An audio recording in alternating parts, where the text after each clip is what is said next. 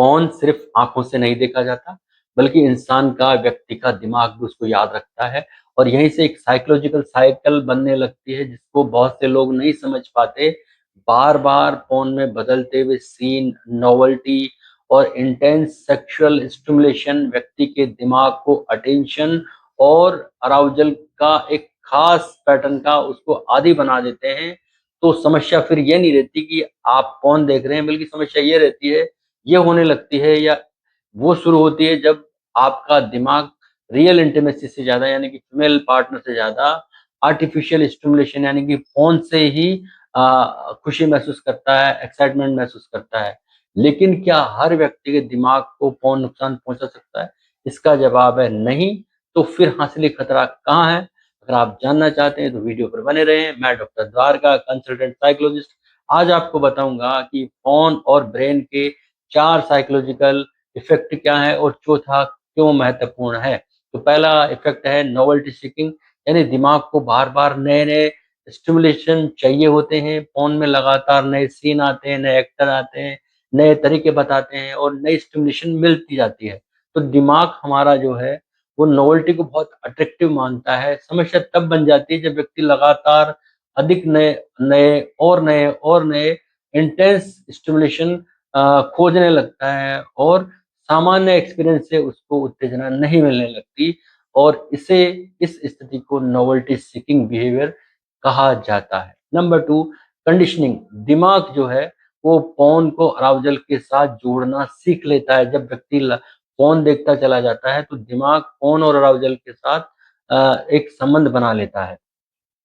अगर कोई व्यक्ति बार-बार एक ही तरह के सीन को देखता है, स्टिमुलेट को देखता है, तो और उसके बाद वो सेक्सुअल अराउज़ल महसूस करता है, तो दिमाग उस स्टिमुलेट के साथ अराउज़ल के बीच एक एसोसिएशन बना लेता है, यानी स्टिमुलेट और अराउज़ल के बीच एक संबंध बन जाता है, एसोसिएशन बन जाता है या कंडीशनिंग हो जाती है और धीरे-धीरे ये स्थिति कुछ लोगों में एक साइकोलॉजिकल पैटर्न के रूप में विकसित होती है, यानी पहले फ़ोन देखेगा व्यक्ति, फिर अराउज़ल फ़ील करेगा और फिर उसमें मास्टरबेशन की स्थिति होगी, फिर वो रिलीफ़ महसूस करेगा, फिर पॉर्न देखेगा, फिर अराउज़ल महसूस करेगा, तो ये रिपीट साइकिल चलती रहती है और दिमाग ये सीक्वेंसेस दोहराता रहता है। यानी व्यक्ति सिर्फ़ इच्छा के कारण ऐसा नहीं करता बल्कि सीखे हुए बिहेवियर के कारण वो एक उसके दिमाग में पैटर्न बन जाता है और वो पॉर्न की तरफ लगातार बढ़ता चला जाता है। एंड नंबर 3 एक्सपेक्टेशन गैप दोस्तों रियल सेक्स और फ़ोन के बीच काफ़ी अंतर होता है। फ़ोन में स्क्रिप्टेड चीज़ें होती हैं एक एडिटेड मूवी की तरह होती हैं और परफ़ॉर्मेंस ओरिएंटेड चीज़ें होती हैं, यानी उसमें हर चीज़ मूवी की तरह बनाई जाती है, उसको ज़्यादा चलाने के लिए उसमें ज़्यादा उत्तेजना डाली जाती है, ज़्यादा नयापन डाला जाता है और उसमें ज़्यादा रिप्रेजेंटेशन की स्थिति होती है। लेकिन इंटिमेसी में जो रियल इंटिमेसी है होती है, उसमें ऐसा नहीं होता और ये इम्परफेक्ट लगती है। अगर कोई व्यक्ति फ़ोन को बार-बार सेक्सुअल रियलिटी के रूप में महसूस करना चाहता है, तो रेफ़रेंस पॉइंट की तरह इस्तेमाल करता है, तो उसके मन में अनरियलिस्टिक एक्सपेक्टेशन बढ़ जाती है। वो अपने असली लाइफ़ को उस फ़ोन से जोड़कर देखने लगता है और यहीं से एक्सपेक्टेशन गैप शुरू होता है क्योंकि वो उसकी तरह करना चाहता है, उसकी तरह एक्साइटमेंट लाना चाहता है, अराउज़ल लाना चाहता है, लेकिन ये रियल लाइफ़ में उसको नहीं मिलता और फिर वास्तविक पैटर्न जो है वो वैसा रिस्पॉन्स उसको नहीं मिलता और इस तरह उसमें फिर क्या होता है, तनाव होता है, फ्रस्ट्रेशन होता है, चिड़चिड़ापन होता है, रिश्तों में बिखराव आता है और इस तरह परफॉर्मेंस प्रेशर आता है, एंग्ज़ायटी होती है, बेड पर अच्छा परफॉर्मेंस नहीं कर पाता। तो नंबर 4 जो बहुत ज़रूरी है वो है कंपल्सिव यूज़ यानी जब इच्छा नहीं होती है आदत बन जाती है। इच्छा तो नहीं होती है लेकिन एक व्यक्ति में आदत बन जाती है। तो सबसे ज़रूरी बात ये होती है कि आप फ़ोन देखते नहीं हैं क्योंकि कंपल्सिव यूज़ की बात कर रहे हैं, तो इच्छा नहीं हो रही लेकिन आदत बन गई बार-बार ऐसा करने की। तो इसमें सबसे महत्वपूर्ण बात ये है कि आप फ़ोन देखते हैं या नहीं देखते, सवाल ये है कि आप उसको कंट्रोल करना चाहते हैं, तो किस तरह से करना चाहते हैं या फ़ोन आपको कंट्रोल करना चाहती है? मतलब आप फ़ोन को कंट्रोल करना चाहते हैं या फ़ोन आपको कंट्रोल करना चाहती है?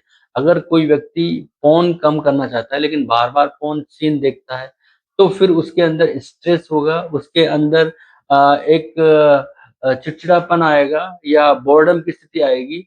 तो इसके बाद होगा क्या, उसके रिलेशनशिप खराब होगी या वाइफ के साथ या लोगों के साथ, उसके नींद में फ़र्क आएगा, उसमें डेली लाइफ उसकी प्रभावित होगी, स्टूडेंट होगा तो पढ़ाई खराब हो जाएगी, चौपट हो जाएगी और ये एक कंपल्सिव पैटर्न बन जाएगा और ये आपके जीवन को, लाइफ को प्रॉब्लमेटिक बना देगा। तो यहाँ सिर्फ विल पावर की बात नहीं है, यहाँ आपको इस सिस्टम को समझना होगा कि इस इन ट्रिगर्स को समझना होगा कि क्या ट्रिगर हैं, कैसे आपको पॉन की तरफ ले जाते हैं, टेम्परेरी रूप से ले जाते हैं या लगातार आपको उसकी तरफ ले जाते हैं।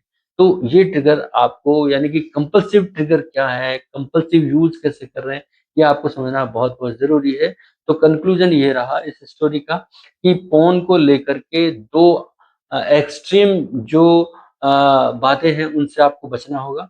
ये कहना भी गलत है कि पॉन हर व्यक्ति के दिमाग को बर्बाद कर देगा, ये कहना गलत है और ये कहना भी ठीक नहीं है कि पोर्न का कोई साइड इफ़ेक्ट नहीं है, यानी पोर्न के साइड इफ़ेक्ट भी होते हैं। तो सवाल ये है कि पोर्न कितना आप कितना इस्तेमाल करते हैं और कितना आप कंट्रोल करते हैं, ये अगर आप समझ जाएँगे तो आपकी लाइफ़ बहुत अच्छी हो जाएगी। अगर आप कंट्रोल करना सीखेंगे, तो 100% आप अच्छी दिशा में जा रहे हैं। मेरा ये वीडियो कितना यूज़फुल लगा, आप कमेंट करके ज़रूर बताएँ। धन्यवाद, नमस्कार।